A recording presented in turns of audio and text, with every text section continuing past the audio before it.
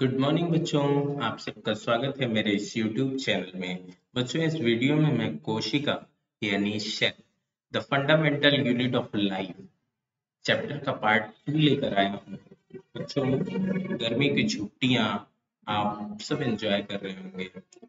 बहुत ज़्यादा गर्मी है, इसलिए थोड़ा ब्रेक तो बनता है। आप जान ही रहे हैं, सबके घर फंक्शंस और तमाम शादियां वगैरह पड़ी। इसमें थोड़ा ब्रेक जरूर हो गया वीडियो की कंटिन्यूटी में, पर अब ब्रेक का टाइम खत्म हो चुका है और अब आपको रेगुलर वे में वीडियो मिलते रहेंगे। इस सेल वाले चैप्टर को मैं एक और वीडियो में समाप्त कर दूंगा। ये पार्ट 2 है, इसका एक और पार्ट आएगा पार्ट 3 और उसमें ये चैप्टर समाप्त कर दिया जाएगा। ठीक है बच्चों, तो चलिए टाइम ज़ाया ना करते हुए हम लोग शुरू करते हैं cell the fundamental unit of life का पार्ट 2। चलिए देखते हैं बच्चों। पिछले लेक्चर में हमने कुछ बताया था, उसके आगे से हम इसमें कंटिन्यू कर रहे हैं। इसमें हम लोग सेल वॉल यानी कोशिका भित्ति से पढ़ेंगे। कोशिका भित्ति क्या है? तो देखिए बच्चों, लिखा है पादप कोशिका के चारों ओर एक मोटा कड़ा आवरण होता है जिसे कोशिका भित्ति कहते हैं। यह मुख्यतः सेल्यूलोज, हेमी सेल्यूलोज और पैक्टीन की बनी होती है। बच्चों, ये अगर एक पादप कोशिका है तो इसके चारों तरफ एक मोटा कड़ा आवरण होता है, एक हार्ड रिजिड सेल वॉल होती है जो जिसको दो भागों में बांटा गया है। प्राइमरी सेल वॉल जिसको प्राथमिक कोशिका भित्ति कहते हैं और सेकेंडरी सेल वॉल जिसको द्वितीयक कोशिका भित्ति कहते हैं। और दो कोशिकाओं के जो सेल वॉल होते हैं उनके बीच में मिडिल लैमेला प्रेजेंट होती है जो कि कैल्शियम पैक्टेट की बनी होती है। बच्चों, आप लोगों ने कच्चे फल देखे होंगे, जैसे मान लीजिए इस समय आम का सीजन चल रहा है तो कच्चा आम देखा होगा, वो हार्ड होता है। वो हार्ड जब वो पक जाता है, आम पक जाता है तो वो थोड़ा लूज हो जाता है। हाथ से दबाने पे वो हल्का सा दब जाएगा। तो वो इसलिए दबता है कि उससे इन कोशिका भित्ति के बीच में जो मिडिल लैमेला होती है वो डिसॉल्व हो जाती है, इसलिए वो आम जो होता है वो पकने पे थोड़ा सा लूज हो जाता है। ठीक है बच्चों, नेक्स्ट हम देखते हैं कोशिका झिल्ली। कोशिका झिल्ली क्या है? इसे जीव द्रव्य कला भी कहते हैं। यह रचना पौधों और जंतुओं दोनों में पाई जाती है। पादप कोशिकाओं में कोशिका भित्ति के ठीक नीचे या भीतर स्थित होती है। जंतु कोशिकाओं में यह सबसे बाहरी आवरण है। और कोशिका कला की संरचना सन 1972 में सिंगर तथा निकोलसन द्वारा प्रस्तुत तरल मोज़ेक मॉडल के अनुसार मानी जाती है। कोशिका कला फॉस्फोलिपिड की दो परतों के रूप में पाई जाती है जिसमें मोज़ेक के रूप में प्रोटीन के अणु बिखरे होते हैं। बच्चों, हम जानते हैं कि पादप कोशिका में सेल वॉल सबसे बाहरी आवरण है और जंतु कोशिका में सेल वॉल नहीं होती है, इसलिए कोशिका झिल्ली या सेल मेम्ब्रेन जो होती है वो सबसे बाहरी आवरण जंतु कोशिका में होती है। बच्चों, सिंगर और निकोलसन ने 1972 में एक फ्लूइड मोज़ेक मॉडल या तरल मोज़ेक मॉडल प्रस्तुत किया था। इसी के आधार पर कोशिका की संरचना यहाँ पे एक फिगर द्वारा दिखाई गई है। देखिए बच्चों, ये लिपिड बाइलेयर है। ये जो आप देख रहे हैं, ये रेड जो स्ट्रक्चर है और उसके नीचे दो धागों के समान में ये फॉस्फोलिपिड है। एक फॉस्फोलिपिड की लेयर्स ये हैं और दूसरी ये है, तो इनको लिपिड बाइलेयर कहा जाता है। और इनके बीच बीच में यहाँ पे देखिए कुछ प्रोटीन इसके ऊपर और कुछ बीच बीच में धसे होते हैं। ये प्रोटीन्स के अणु हैं, ठीक है। और ये देखिए, ये ओलिगोसैकेराइड्स, ये कुछ कार्बोहाइड्रेट के अणु होते हैं जो लिपिड से अगर अटैच है तो उनको ग्लाइकोलिपिड्स कहते हैं। और कुछ ओलिगोसैकेराइड्स यानी कार्बोहाइड्रेट के अणु जो होते हैं वो प्रोटीन मॉलिक्यूल से अटैच होते हैं, तो इनको ग्लाइकोप्रोटीन्स कहते हैं। ठीक है, इस तरह का कुछ स्ट्रक्चर होता है हमारी कोशिका झिल्ली का। ये लिपिड बाइलेयर्स होती हैं और इसमें प्रोटीन के अणु क्या होते हैं, बिखरे होते हैं या बीच बीच में धंसे होते हैं।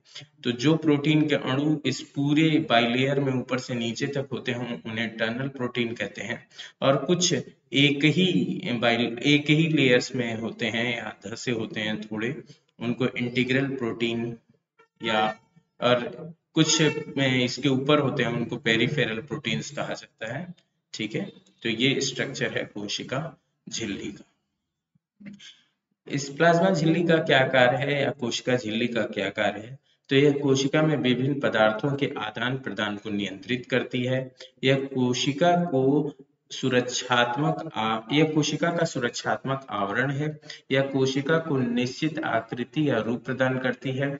चौथा है इसकी विशिष्ट रासायनिक संरचना इसको पदार्थ, कोशिकाओं, ऊतकों की पहचान करने में सक्षम बनाती है। बच्चों ये देखिए, ये जो इनके ऊपर ये ग्लाइकोप्रोटीन्स और ग्लाइकोलिपिड जो हैं, ये इनके पदार्थों को, जैसे पदार्थों, कोशिकाओं और ऊतकों की पहचान करने के लिए को सक्षम बनाती हैं। कोशिका झिल्ली को बनाने वाले प्रोटीन व लिपिड का निर्माण अंतःद्रव्यी जालिका में होता है, यानी एंडोप्लाज्मिक रेटिकुलम कोशिका झिल्ली का निर्माण करने वाले प्रोटीन्स और लिपिड्स को बनाते हैं। ठीक है, झिल्लियों को या कोशिका झिल्ली को उनकी पारगम्यता के आधार पर तीन भागों में वर्गीकृत किया गया है। ये झिल्लियां कैसी होती हैं? अगर वो अपने अंदर से प्रत्येक पदार्थ का आदान प्रदान करती हैं तो वो परमिएबल है। अगर वो आदान प्रदान को रोके रहें या मतलब किसी भी मॉलिक्यूल्स को अपने अंदर से आने, उसके आवागमन को रोक दें, तो वो अपारगम्य है, इम्परमिएबल है। और कुछ छोटे मॉलिक्यूल्स को आने दें और बड़े मॉलिक्यूल्स को रोक दें, ऐसी झिल्लियां अर्धपारगम्य झिल्लियां कहलाती हैं। ठीक है, तो ये जो कोशिका झिल्ली होती है, इसके द्वारा कुछ प्रोसेस होते हैं, जैसे इसके आदान प्रदान से एक प्रोसेस है जिसको डिफ्यूजन या विसरण कहते हैं। तो चलिए समझते हैं विसरण क्या है। जब कोई पदार्थ जैसे CO2, O2 उच्च सांद्रता से निम्न सांद्रता की ओर गमन करता है, उस प्रक्रम को विसरण कहते हैं। कोशिकाओं में पदार्थों का आवागमन विसरण की प्रक्रिया द्वारा संपादित होता है। सिंपल वे में आप समझ सकते हैं कि जैसे किसी कमरे के कोने में कोई परफ्यूम छिड़का जाए तो उसके मॉलिक्यूल्स जो हैं वो बहुत तेजी से कमरे के विभिन्न भागों में फैल जाते हैं। तो कोई भी चीज, चाहे वो गैस हो और द्रव हो, वो अपने हाई कंसंट्रेशन से लो कंसंट्रेशन की तरफ जब मूव करती है तो वह प्रोसेस डिफ्यूजन कहलाता है या विसरण कहलाता है। ठीक है, तो यहाँ पे इसको दिखाया गया है। ठीक है, जैसे मान लीजिए किसी किशमिश के टुकड़े को आप पानी में डाल देते हैं तो पानी बहुत तेजी से इसके अंदर आता है और कुछ ही देर में किशमिश जो है वो फूली हुई दिखाई देती है। तो बाहर के जो पानी के मॉलिक्यूल हैं वो किशमिश के अंदर गए हैं। ठीक है, तो ये भी एक विसरण है। वैसे अगर ये प्रोसेस जल में होता है तो हम उसको परासरण कहते हैं। आगे हम इसको देखते हैं डिटेल में। देखिए यहाँ पे लिखा है ऑस्मोसिस यानी परासरण। विसरण वाली प्रक्रिया अगर जल में होती है, चलिए देखते हैं। अर्धपारगम्य झिल्ली द्वारा जल के अणुओं के उच्च सांद्रण क्षेत्र से निम्न सांद्रण क्षेत्र की ओर गति को परासरण की संज्ञा दी गई है। देखिए बच्चों, जैसे मान लीजिए ये किशमिश है तो इसकी जो बाहर की लेयर है वो कैसी है? अर्धपारगम्य है। और जब जल के अणुओं की सांद्रता ज्यादा है, और यानी बाहर जो है जल के अणुओं की उच्च सांद्रता है और इस किशमिश में जल के अणुओं की सांद्रता कम है, तो जल के अणु जो है अपनी उच्च सांद्रता यानी बाहर की ओर से अंदर की ओर गति करते हैं। यह प्रक्रिया परासरण या ऑस्मोसिस कहलाती है। जल के परासरण गति घुले पदार्थों पर निर्भर करती है। एग्जाम्पल के लिए, जैसे लाल रक्त कोशिकाओं को जल में डालने पर ये जल को अवशोषित करके फूल जाती हैं। परासरण का महत्व। पौधों की जड़ों द्वारा जल का अवशोषण पहला है। दूसरा, कुछ पादपों की कुंचन गति परासरण पर आधारित होती है। तीसरा है रंध्रों। रंध्रों का मतलब होता है स्टोमेटा। तो पत्तियों में स्टोमेटा होते हैं। स्टोमेटा का खुलना बंद होना भी परासरण पर निर्भर होता है। नेक्स्ट, चौथा पॉइंट है कोशिकाएं परासरण द्वारा जल अवशोषित करती हैं। ठीक है। जो पौधों की रूट सेल्स होती हैं, जो जमीन के नीचे हैं, रूट जो है वो जल को अवशोषित करता है कि तो जो रूट हेयर्स की सेल्स होती हैं, रूट हेयर्स होती हैं, वो परासरण के द्वारा ही मिट्टी में जो जल के अणु होते हैं उनको अपने अंदर शोषित करती हैं। वो प्रक्रिया परासरण होती है। ठीक है। अब आते कोशिकांग किसे कहते हैं, सेल ऑर्गेनेल्स किसे कहते हैं। अगर हम कोशिका द्रव्य में देखें, यूकैरियोटिक कोशिकाओं के कोशिका द्रव्य में देखें तो हमें बहुत सारे सेल ऑर्गेनेल्स नजर आते हैं। तो चलिए देखते हैं। कोशिका के अंदर विभिन्न प्रकार की उपापचयी क्रियाएं होती हैं, जिन्हें दक्षता पूर्वक संपन्न कराने के लिए अनेक रचनाएं कोशिका द्रव्य में बिखरी होती हैं, जिन्हें कोशिकांग कहते हैं। जैसे mitochondria, Golgi bodies, lysosome, endoplasmic reticulum, जिसको हम शॉर्ट में ईआर लिखते हैं, वैक्यूल्स इत्यादि, ये सभी क्या है, कोशिका के अंग है। यहाँ पे एक चार्ट द्वारा ये दिखाया गया है कोशिका के विभिन्न अंगों को। देखिए ये एक यूकैरियोटिक कोशिका है और ये एक एनिमल सेल है, क्योंकि इसमें सेल वॉल नहीं है। तो देखिए इनमें विभिन्न कोशिकांगों को दिखाया गया है। ये देखिए, ये जो ग्रीन वाला पार्ट है ये न्यूक्लियस है, यानी इसका केंद्रक, और इसके ठीक बाहर यहाँ पे एंडोप्लाज्मिक रेटिकुलम है। और एंडोप्लाज्मिक रेटिकुलम में ये अंदर की तरफ देखिए, ये रफ एंडोप्लाज्मिक रेटिकुलम है और ये बाहर जो है ये स्मूथ एंडोप्लाज्मिक रेटिकुलम है।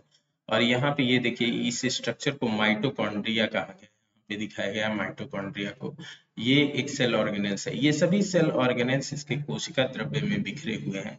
तो यहाँ पे आप देख सकते हैं माइटोकॉन्ड्रिया, यहाँ पे देख सकते हैं न्यूक्लियस के पास जो ये सेंट्रोसोम, ठीक है, ये ब्लू कलर का लाइसोसोम दिखाया गया है। छोटे छोटे राइबोसोम के पार्टिकल्स बिखरे होते हैं। ये स्मॉल सब यूनिट और लार्ज सब यूनिट में बटे होते हैं। ठीक है। और हाँ, ये है गोल्जी बॉडी। ठीक है। तो ये सभी सेल ऑर्गेनेल्स हैं, एक एक करके हम सभी को डिटेल में स्टडी करेंगे। चलिए आगे देखते हैं। हाँ, अंतःद्रव्यी जालिका, जिसको एंडोप्लाज्मिक रेटिकुलम कहा जाता है। तो एंडोप्लाज्मिक रेटिकुलम का ये स्ट्रक्चर है, आप देख सकते हैं कि ये एक membrane, single membrane bound organelles होता है। मतलब ये इसमें जो झिल्ली होती है वो सिंगल होती है। ठीक है। और चलिए देखते हैं। कोशिका द्रव्य में झिल्लियों से ढकी हुई नलिकाओं का एक जटिल संजाल होता है, जिसका एक सिरा प्लाज्मा झिल्ली से और दूसरा केंद्रक झिल्ली से जुड़ा रहता है। इस संजाल को अंतःद्रव्यी जालिका कहते हैं। अंतःद्रव्य जालिका दो प्रकार की होती है। चिकनी अंतःद्रव्य जालिका, जिसको स्मूथ एंडोप्लाज्मिक रेटिकुलम कहते हैं, और खुरदरी अंतःद्रव्य जालिका, जिसको रफ एंडोप्लाज्मिक रेटिकुलम कहते हैं। जो चिकनी अंतःद्रव्य जालिका है या अंतःद्रव्य जालिका है, वह लिपिड्स का फॉर्मेशन करती है, और जो खुरदुरी अंतःद्रव्य जालिका है वो प्रोटीन का निर्माण करती है। यहाँ पे देखिए, ये हैंड रिटन नोट्स में एक स्ट्रक्चर बनाया गया है, जिसमें देखिए बाहर की परतों पे राइबोसोम चिपके हुए हैं। ये राइबोसोम जो है वो प्रोटीन का निर्माण करते हैं। ठीक है। कार्य क्या है? एंडोप्लाज्मिक रेटिकुलम कोशिका को यांत्रिक सहायता प्रदान करती है। यहाँ पे ऊपर हम देख सकते हैं कि यह कोशिका है, इसके मैक्सिमम भाग में अंतःप्रत्यपी जालिका होती है, जो इसको इसको एक इंडोस्केलेटन, मतलब एक यांत्रिक सहायता प्रदान करती है कोशिका को। ठीक है। और दूसरा SER यानी स्मूथ एंडोप्लाज्मिक रेटिकुलम वसा तथा कोलेस्ट्रॉल संश्लेषण करती है। रफ एंडोप्लाज्मिक रेटिकुलम प्रोटीन संश्लेषण करती हैं। रफ एंडोप्लाज्मिक रेटिकुलम प्रोटीन संश्लेषण इसलिए करती है क्योंकि उन पे राइबोसोम चिपके होते हैं और राइबोसोम ही प्रोटीन निर्माण में हेल्प करते हैं। एंडोप्लाज्मिक रेटिकुलम कोशिका परिवहन तंत्र का निर्माण करती है। यह कोशिका प्लेट, कोशिका झिल्ली तथा केंद्रक झिल्ली निर्माण में भाग लेती है। तो बच्चों, इसका जो रेस्ट पार्ट रह गया है वो हम पार्ट 3 में लेकर आएंगे। अगर आपको मेरा ये प्रयास अच्छा लगता है तो please like and subscribe this channel. बच्चों, आप इससे अपना नोट्स पूरा कर सकते हैं और अच्छे से इस चीज को, इस पूरे मटेरियल को समझ सकते हैं। Thank you very much.